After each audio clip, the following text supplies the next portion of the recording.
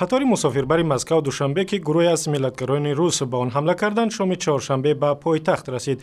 روز 26 اکتبر گروهی از جوانان روس به این قطار در شهر ولگاگراد روسیه حمله کرده آینه‌هایش را شکستند و به مهاجران تاجیک تهدید کردند. روسکی بودن، روسی پسران بودن.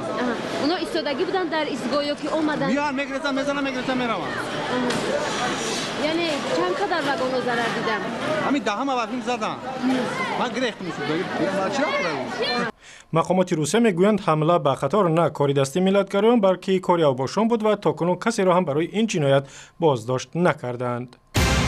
حکومت تاجیکستان طرح برنامه ملی را معرفی کرد که هدف از آن کم کردن جبر و زورآوری نسبت به زنان است. طرح برنامه جلوگیری از زورآوری در خانواده برای سالهای 2014-2023 در حضور متخصصان و نمایندگان سازمان ملل در دوشنبه معرفی شد.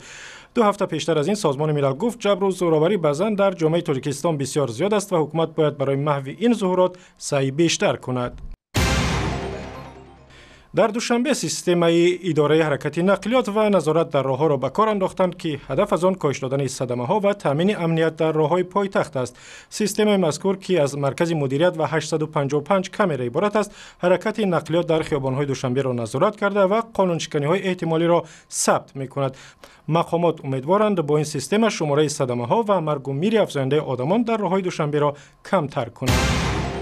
بانک ملی روسیه میگوید که مهاجران تاجیک در 6 ماه امسال به تاجیکستان تقریباً 1 میلیارد و 680 میلیون دلار فرستادند. به شرافت صدها هزار از مهاجران کاری تاجیک زندگی خانواده‌های آنها در تاجیکستان بهتر شده است.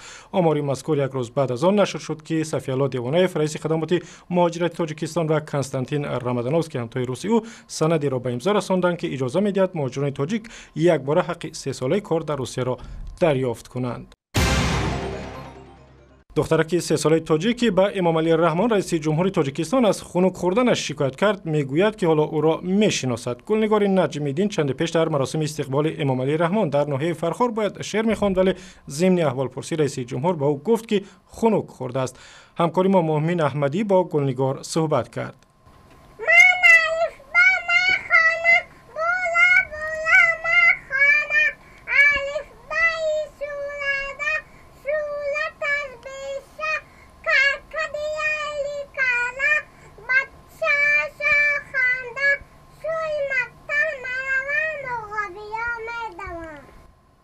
گلنگار نجمی‌دین که از امام علی رحمان پرسید کیست و از کجا آمده است، حالا میگوید بابای امام علی اش رئیس جمهوری تاجیکستان است و به او هدیه هم داده است. گزارش کامل در این باره در تارنمای رادیو آزادی در شبکه‌های اجتماعی به مثل فیسبوک، توییتر و یوتیوب و هم در ضمیمه مخصوص رادیو آزادی در تلفن‌های هوشمند.